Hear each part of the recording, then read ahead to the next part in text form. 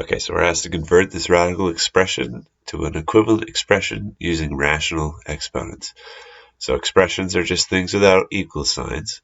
So we're supposed to make an equal expression using rational exponents. This is what a rational exponent looks like. It's a ratio, and it's an exponent.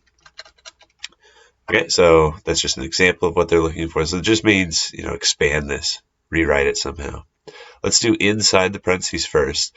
This students will often describe this as a square root with a 4. That this is a root 4. This is a radical root 4, and all it means is that you're taking this monomial, this one-term expression,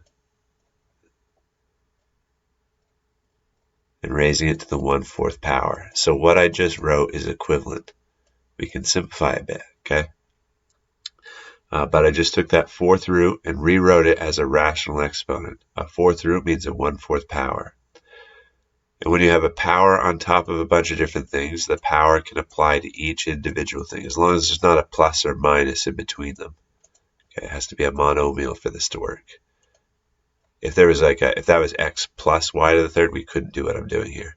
Now, on this next one, this is 1/4 times 3. That makes 3/4. Because powers on top of powers multiply.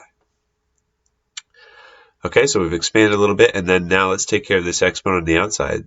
Well, actually, before we do that, let's simplify one thing. This 16 to the 1/4 power, a 1/4 power means find something that can multiply to itself 4 times to make 16. And that something is 2, because 2 times itself 4 times makes 16. So 16 to the 1/4. You could do that with your calculator too if you have trouble figuring out what those are.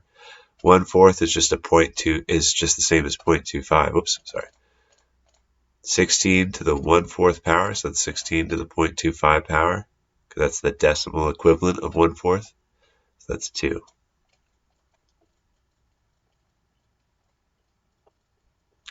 Okay, and the last step is to apply that exponent to every term of the inside. So I'm going to do 2 to the 3rd. Remember, powers on top of powers multiply. So this is, oops, sorry, I dropped my 3 here. 3 times 1/4 makes 3/4. 3 times 3/4. 3 times 3 makes 9. And then the 1 that would be here, 1 times 4 makes 4. And so there, we've accomplished our goal. We have rational exponents, but I think my math lab would want you to simplify 2 to the 3rd. 2 times 2 times 2.